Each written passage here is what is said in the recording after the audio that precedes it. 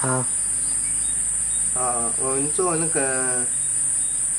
就是被野蜂咬到的陈年旧疾的后续的重要方向的说明。你先来拍这个地方，你看，我2只手之前在拍，这只手比较黑，这只手比较接近肉色，那现在这只手也已经接近肉色，而且比这边的还要更接近，还是差不多。在阳光下，在灯光下，好像这一只更肉色，没关系，反正它就已经接近比较肉色我现在说明的是说，当那个体内，我以前做过血液的实验，就血浆中那种石化的颜色它越少就是越正常嘛。当皮肤里面我说陈年旧疾排下来的时候，就是它的重金属石化物那种东西就越多，所以肿胀起来的时候会痒，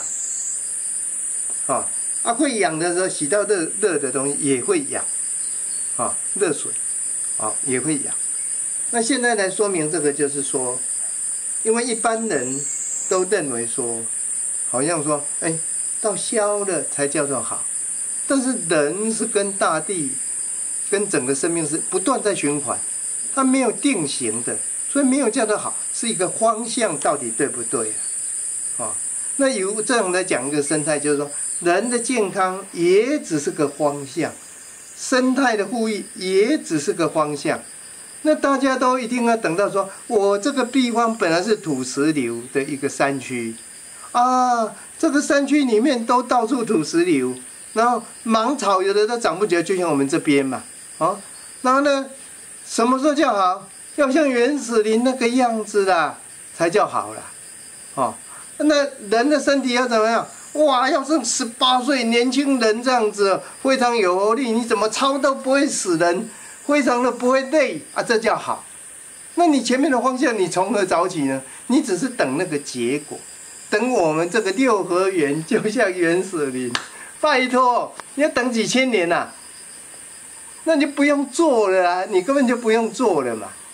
我们只是在讲说，你如果接近原始林，那个精神是什么？你要尊重这边当地的原生种的树林，这边的各种生命，你要去观察它。照这个因缘去做，人的身体也是一样啦。你要等到何年何月我变成18岁，我不可能的事情啦。人的寿命没有那么长，人的寿命不像地球有几千万年那样子，不可能的嘛。所以不要做那个梦啦，那这样你永远都不会做，你这一辈子永远无望，你的身体无望，什么会向一个正常的方向去转向你有个土地呢，你就等着放在那边就好了啦。对不对？也许再放一些石化也许用一些重金属，也许喷一些除草剂，然后反反复复，你这个山林永远都是乱七八糟的这样子，那不可能什么像原始林、杂木林都不可能呢，对不对？那这才是一个问题，不要是等那个结果。我一直在环龙路拍这些，就是说这个方向对的。山林一样，人的身体一样，你就尊重这样子，如实去做，你排出来了，接受它，对不对？你还是努力的去做，然后呢，又过一阵子哇，很好，